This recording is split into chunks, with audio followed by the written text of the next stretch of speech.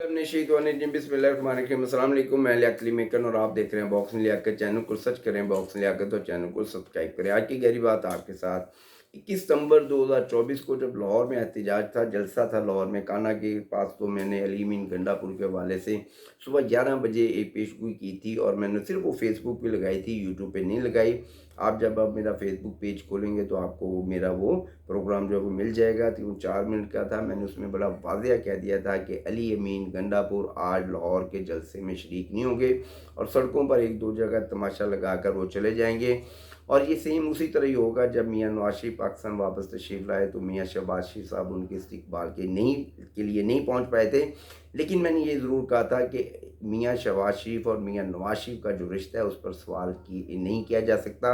वाक़तन उस दिन सड़कों पर बहुत ज़्यादा रश था, लेकिन एक बंदे ने अगर पिंडी इस्लामाबाद या पेशावर से निकलना है तो उसको पता है कि मैंने किस टाइम पे निकलना, तो मैं किस टाइम तक फ़लाँ मकाम तक पहुंच सकता हूं। उसके जो निकलने की टाइमिंग थी, मुझे उसने ये समझा दिया था कि वो अली अमीन गंडापुर वहाँ पर पहुँचना ही नहीं चाहता। और ये एक पेशावर प्लान था जो कि रात को बन चुका था।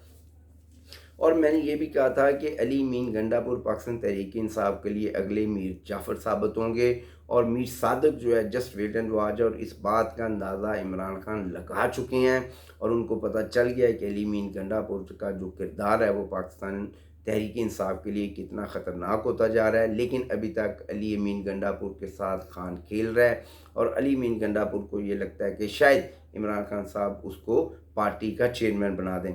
ऐसा बिल्कुल भी होने नहीं जा रहा। अली अमीन गंडापुर पीटीआई के चेयरमैन ज़रूर बनना चाहते हैं, लेकिन इमरान खान ये गलती कभी भी नहीं करेंगे और अभी वो गौर खान के साथ ही अपने जो मामला आते हैं उनको लेकर आगे चलते रहेंगे। लेकिन जो असल मैं प्रोग्राम में आज बात करना चाहता हूँ वो है 2024, जिसमें सिर्फ 90 दिन रह गए हैं। और 2025 का जब सूरज तलू होगा तो उस वक़्त पाकिस्तान तहरीक इंसाफ के साथ क्या होगा और पाकिस्तान तहरीक इंसाफ का आगे जो मुस्तकबिल है, इस पे बात करूँगा।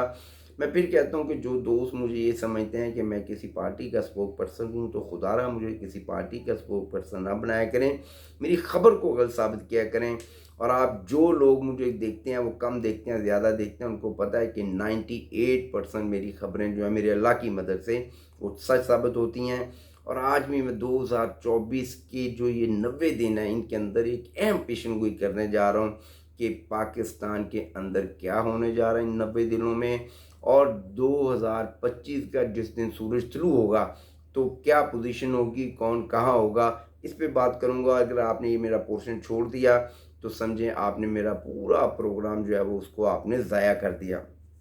मगर उससे पहले जनरल फैसल नसीर तकरीबन एक माह के लगभग उनको लेफ्टिनेंट जनरल के ओहदे पर तरक्की दे दी जाएगी, जिनके बारे में बहुत ज़्यादा इस वक्त सोशल मीडिया पर एक प्रोपोगेंडा किया जा रहा है कि उनको एक बहुत ही ऐसी बीमारी लगी है जिसका इसके इलाज पाकिस्तान में तो क्या पूरी दुनिया में नहीं है। तो उसकी वजाहत ISPR ने कर दी थी कि जनरल फैसल नसीर वाकई एक बीमारी में मुब्तला हैं और वो बीमारी उनको तकरीबन 34 सालों से लगी हुई है। और वो बीमारी है कि जितने भी मुल्क दुश्मन नासर हैं, जितने भी मुल्क दुश्मन लोग हैं, उनको पकड़ना और जहन्नम हासिल करना और उनको उस मकाम तक पहुंचाना जो कि उनकी असल जगह है। मैं ये समझता हूँ कि इस बीमारी में मुब्तला हर उस मोहब्बे वतन पाकिस्तानी को होना चाहिए जो इस मुल्क से प्यार करता है, जो इस मुल्क की धरती पे रहता है, जिसके बीवी बच्चे बहन भाई और यहाँ तक कि उसका रोज़गार का जो सिस्टम है वो भी इस धरती पर है। तो उसको भी उसी बीमारी में मुब्तला होना चाहिए जिसमें जनरल फैसल नसीर साहब हैं। तो जनरल फैसल नसीर साहब को अहम जिम्मेदारियां दी जा रही हैं। वो जिम्मेदारियां कौन सी हो सकती हैं मैं इस पर तो नहीं बात करना चाहता, लेकिन मैं 2 से 3 दिन में आपको बताऊंगा कि जनरल फैसल नसीर साहब को किस ओहदे पर फाइज किया जा रहा है। अब आते हैं जी 90 दिन। 2024 के जो 90 दिन हैं, इन 90 दिनों के अंदर अंदर इमरान खान के लिए बहुत ज़्यादा बुरी खबर है मेरे पास। उनको पाकिस्तान मिलिट्री के हवाले कर दिया जाएगा। और फिर मैं थोड़ी सी बात वाज़ेह कर दूं कि जो लोग ये समझते हैं कि इमरान खान को मिलिट्री के हवाले नहीं किया जा सकता, आपको याद होगा कि जब जनरल फैज़ हमीद को गिरफ़्तार किया गया तो मैंने उस वक़्त एक वीलॉग किया था और मैंने ये वाज़ेह कर दिया था। मैं फिर दोबारा वाज़ेह कर देता हूँ कि पूरी दुनिया का कानून है कि किसी भी आर्मी का जो बंदा है, वो चाहे फ़ौजी है, वो जनरल है, वो मेजर है, वो कर्नल है, वो ब्रिगेडियर है, اگر وہ اپنے ملک کے خلاف کوئی ایسا کام کرتا ہے جو ملک کی سالمیت یا ادارے کی سالمیت کے خلاف ہے اور کسی سویلین کے ساتھ اس کے روابط ثابت ہو جاتے ہیں، یا وہ کسی سویلین کو اس میں استعمال کرتا ہے یا کوئی سویلین اس کو استعمال کرتا ہے، وہ سویلین اس ملک کا ہو، وہ سویلین چاہے دوسرے ملک کا ہو، تو اس کا سیدھا سیدھا کورٹ مارشل ہوتا ہے۔ اس کے لیے کسی سپریم کورٹ کی یا کسی ہائی کورٹ کی آرڈر کی ضرورت نہیں ہوتی۔ یہ ایک قانون ہے، پوری دنیا کی جو فوج ہے اس کا قانون ہے، اور یہی قانون جو ہے وہ فوج کا پاکستانی فوج پر بھی لاگو ہوتا ہے۔ اور اسی قانون کے تحت میں نے اس وقت یہ بات کی تھی، میں پھر یہ کہتا ہوں کہ اگر جنرل فیض حمید کو چھوڑ دیا جاتا ہے، ان کو ریلیف دے دیا جاتا ہے، تو پھر دنیا کو کوئی بھی قانون جو ہے وہ عمران خان کو ملٹری کے حوالے نہیں کر سکتا۔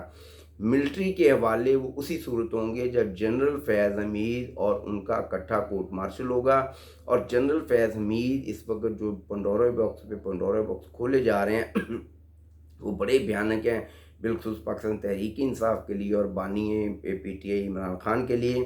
میں پھر کہتا ہوں کہ میں عمران خان کے خلاف بات نہیں کر رہا ہوں، میری اس خبر کو غلط ثابت کیجیے گا تو پھر آپ جو میرے بارے میں بھی کہنا چاہیں وہ کہہ سکتے ہیں، لیکن اگر آپ صرف یہ سمجھیں کہ میں نے اب یہ بات کر دی ہے کہ ان 90 دنوں کے اندر عمران خان جو ہیں وہ ان کو پاکستان ملٹری کے حوالے کر دیا جائے گا، اور اگر ایسا ہوتا ہے تو پھر کم از کم میری خبر کی عزت تو آپ کو کرنی ہوگی۔ میں پھر یہ بات واضح کر دوں کہ کوئی بھی سویلین جب کسی بھی فوجی کے ساتھ مل کر اس ملک کے خلاف، اس ادارے کے خلاف اگر اس کا ثابت ہوتا ہے، تو اگر میں پھر کہہ رہا ہوں کہ اگر جنرل فیض حمید اور عمران خان کا تعلق ثابت ہو گیا، تو پھر آپ کو کسی بھی دوسری عدالت یا کسی بھی جج کے آرڈر کی ضرورت نہیں ہوتی، پھر آپ سیدھے ملٹری کورٹ جاتے ہیں اور آپ کا سیدھا کورٹ مارشل کیا جاتا ہے۔ اور سویلین کا جو کورٹ مارشل ہوتا ہے وہ صرف تبھی کیا جاتا ہے جب ان کا کوئی نہ کوئی لنک فوج کے کسی نہ کسی آفیسر یا کسی نہ کسی فوجی کے ساتھ رابطہ ہو، یا پھر ایسے دہشت گرد جن کے لیے ملٹری کورٹ کو خصوصی اجازت دی جاتی ہے۔ صرف یہی دو صورتیں ہیں، اور اگر عمران خان کے بارے میں جنرل فیض حمید اور عمران خان کے روابط ثابت ہو گئے تو پھر دنیا کا کوئی بھی قانون جو ہے ان کو ملٹری کورٹ جانے سے روک نہیں پائے گا۔ اور یہ سارا کام جو ہے یہ 2024 کے اندر ہوگا، اور 2025 کا جب سورج طلوع ہوگا تو میں سمجھتا ہوں کہ عمران خان ملٹری کے پاس ہوں گے، اس وقت ان کے مہمان ہوں گے، قانون کے مطابق، اس دائرے کے مطابق جو کہ فوج کا ہے، اور فوج اپنے دائرے سے باہر جا کر کبھی بھی کوئی کام نہیں کرے گی۔ وہ عمران خان اس ملک کا ایک بڑا لیڈر ہے اور یہ ایک حقیقت بھی ہے، لیکن سب سے پہلے پاکستان سے آگے کچھ بھی نہیں ہے، وہ چاہے میاں نواز شریف ہو، آصف زرداری ہو، بلاول بھٹو ہو، میاں شہباز شریف ہو، وہ چاہے عمران خان ہی کیوں نہ ہو، یہ ملک ہے، ہم سب ہیں۔ ملک کی سلامتی کے خلاف اگر ان میں سے کوئی بھی جائے گا تو بالکل اس پہ بات کرنی بھی چاہیے، اور ہمیں جو ہے اس پہ کھل کے اظہار رائے کرنا چاہیے، اور اس ملک کے ساتھ ہمیں کھڑا ہونا ہوگا، پاکستانی اداروں کے ساتھ کھڑا ہونا ہوگا۔ پاکستان کے اداروں کا جو وقار ہے اس کی عزت کے لیے ہمیں کھڑا ہونا ہوگا۔ پاکستان ایک اسلامی ملک ہے، اور پاکستان کے خلاف اس وقت بہت گہری سازش جو کہ یہود و نصار کی جانب سے کی جا رہی ہے اس کا بھی ہمیں سامنا ہے، مگر انشاءاللہ حسب روایت پاکستان کو میرا پروردگار، میرا اللہ تمام مشکلات سے بخیر و خوبی نکالے گا۔ پاکستان زندہ باد، میری دارے پائندہ باد۔ 2025 کا سورج جب طلوع ہوگا تو عمران خان صاحب جو ہیں وہ فوج کی تحویل میں ہوں گے۔ السلام علیکم۔